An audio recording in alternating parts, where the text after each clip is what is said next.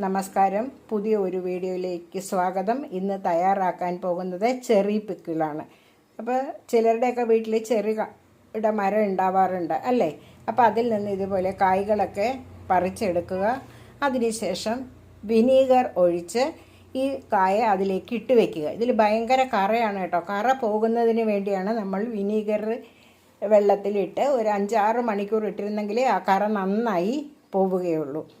അങ്ങനെ വിനീഗറിലിട്ട് എടുത്ത് വെച്ച് തുടച്ചെടുത്ത ചെറികളാണിത്.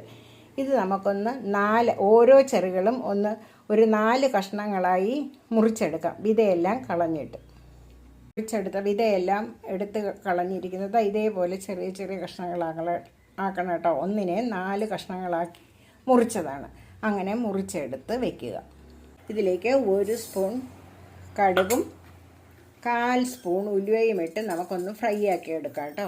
എണ്ണയൊന്നും വേണ്ട, അല്ലാതെ വേണം ഫ്രൈ ആക്കി എടുക്കാം. മസാല നമുക്കൊന്ന് തരിതരിപ്പായി പൊടിച്ചെടുക്കാം. പാനിലേക്ക് 3 സ്പൂൺ നല്ലെണ്ണ ഒഴിച്ച് കൊടുത്തിട്ടുണ്ട്. നല്ലെണ്ണ ഒന്ന് ചൂടായി കഴിഞ്ഞു. ഇനി ഒരല്പം കടുക് ഇട്ട് കൊടുക്കാം. അതൊന്ന് ഫ്രൈ ആയതിന് ശേഷം 2 അല്ലി വെളുത്തുള്ളിയും അല്പം ഇഞ്ചിയും കൂടി ഒന്ന് ഇട്ട് കൊടുത്ത് ഫ്രൈ ആക്കി എടുക്കാം. ചെറിയ കഷ്ണം കായവും കൂടി ഇട്ട് കൊടുക്കുക. അതിനുശേഷം നന്നായി ഫ്രൈ ആക്കി എടുക്കണം ഈ ചേരുവ. ഫ്രൈ ആയി കഴിഞ്ഞു. ഇതിലേക്ക് നമ്മൾ ഒരു 50 ഗ്രാം ചെറി ഇട്ട് കൊടുക്കാം. അതൊരു 2 മിനിറ്റ് നന്നായി ഒന്ന് ഫ്രൈ ആക്കി എടുക്കാം. ഒന്ന് നന്നായി ഫ്രൈ ആയി കഴിഞ്ഞു. ഇതിലേക്ക് 1 സ്പൂൺ കാശ്മീരി മുളക് പൊടി ഇട്ട് കൊടുക്കാം. അല്പം മഞ്ഞൾപ്പൊടി ഇട്ട് കൊടുക്കുക. പാകത്തിന് ഉപ്പും ഇട്ട് വീണ്ടും ചെറു തീയിൽ വേണം ഇത് ഫ്രൈ ആക്കി എടുക്കാൻ.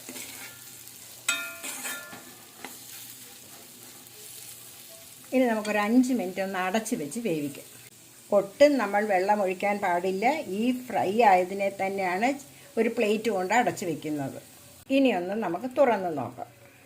ചെറി നന്നായി സോഫ്റ്റ് ആയി കഴിഞ്ഞു. ഇനി ഇതിലേക്ക് നമ്മൾ ആദ്യം കടുകും ഉലുവയും എണ്ണയില്ലാതെ വറുത്ത് വെച്ചിരുന്നു. അത് പൊടിച്ച് വെച്ചിട്ടുണ്ട്. അത് നമുക്കിതിലേക്ക് ഇട്ട് കൊടുക്കാം.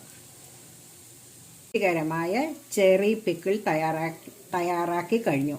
എല്ലാവരും ഇതുപോലെ തയ്യാറാക്കി നോക്കുക. ചാനൽ കാണുക, സപ്പോർട്ട് ചെയ്യുക. എല്ലാവർക്കും നല്ല ഒരു ദിവസം ആശംസിക്കുന്നു. നന്ദി, നമസ്കാരം. Thank you.